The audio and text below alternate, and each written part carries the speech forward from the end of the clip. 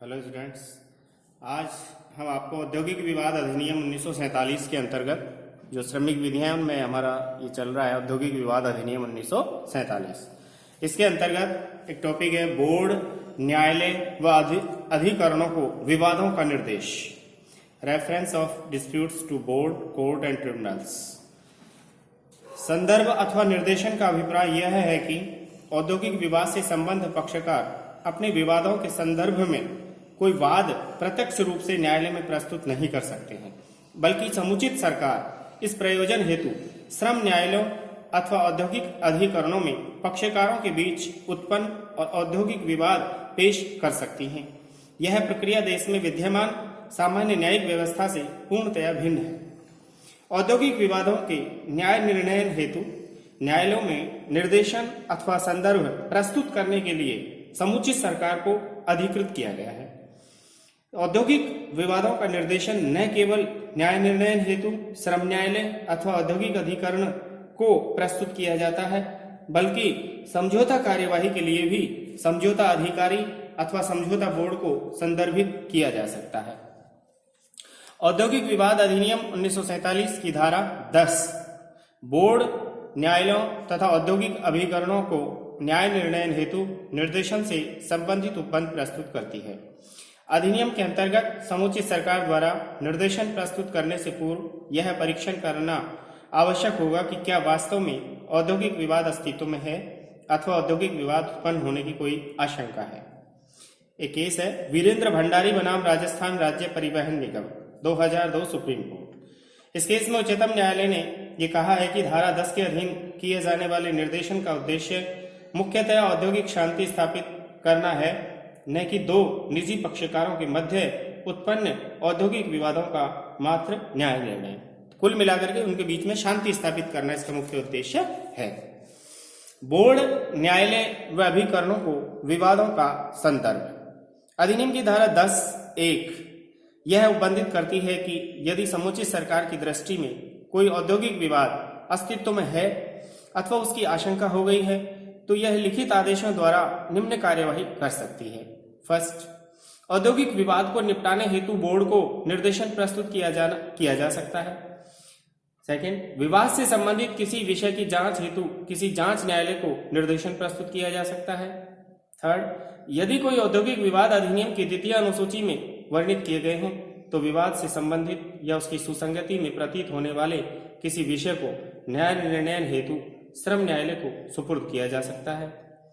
Next, इसी भांति यदि कोई विवाद द्वितीय या तृतीय अनुसूची में वर्णित किया गया है तो उस विवाद को या उसकी सुसंगति में प्रतीत होने वाले उस विषय को न्याय निर्णय हेतु किसी औद्योगिक अधिकरण को निर्देशन प्रस्तुत किया जा सकता है।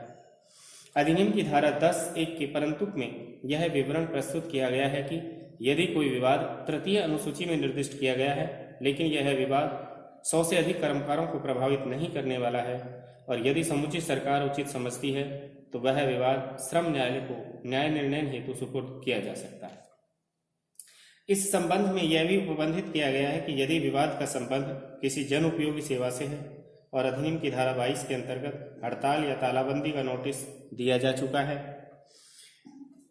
किसी जन उपयोगी सेवा से संबंधित है और अधिनियम की धारा 22 के अंतर्गत हड़ताल या तालाबंदी का नोटिस दिया जा चुका है तो समुचित सरकार इस उपधारा के अंतर्गत निर्देश प्रस्तुत कर सकेगी, भले ही इस संबंध में किसी विवाद को सुलझाने हेतु अन्य कार्यवाही प्रारंभ की जा चुकी है। इसमें फर्स्ट है अधिनियम की धारा 10(1) के केंद्रीय सरकार द्वारा न्याय निर्णय हेतु राष्ट्रीय अभिकरण को निर्देशित किए जाने वाले विवादों के संबंध में उपबंध प्रस्तुत करती है। उक्त धारा के अंतर्गत निम्न परिस्थितियों में निर्देशन प्रस्तुत किए जा सकते हैं। क्या?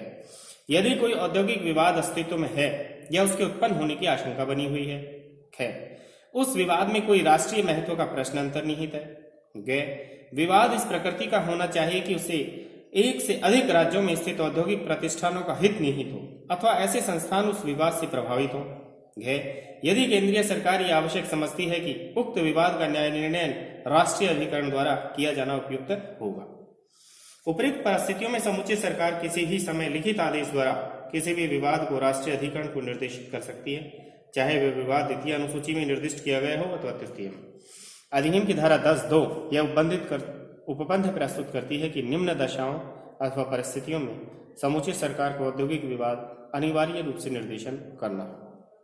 यदि विवाद से संबंधित पक्षकारों अथवा नियोजकों तथा व्यवसाय संघ अथवा बहुसंख्यक श्रमिकों के प्रतिनिधि ने सरकार को उचित रीति से आवेदन प्रस्तुत किया है, उक्त आवेदन पक्षकारों द्वारा अलग अलग प्रस्तुत किया जा सकता है या संयुक्त रूप से।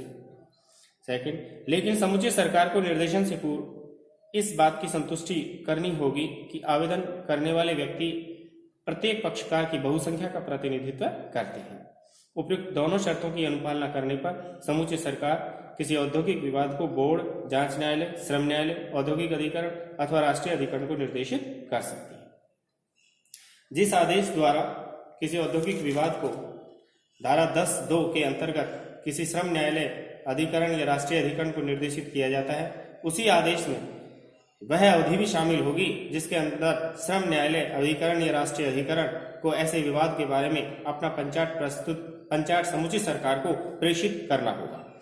परंतु शर्त यह है कि जहां ऐसा औद्योगिक विवाद किसी व्यक्तिगत कर्मकार से संबंध रखता है तो ऐसी कोई अवधि 3 माह से अधिक की नहीं होगी। आवेदन करने पर ऐसी अवधि को श्रम न्यायालय, अधिकरण या राष्ट्रीय अधिकरण यदि वांछनीय समझते हैं तो बढ़ा भी सकते हैं। अवधि की संगणना करते समय उस अवधि को शामिल नहीं किया जाएगा जो किसी श्रम न्यायालय, अधिकरण अथवा राष्ट्रीय अधिकरण के समक्ष की गई कार्यवाही को किसी सिविल न्यायालय के आदेश द्वारा रोक दी गई हो। Thank you.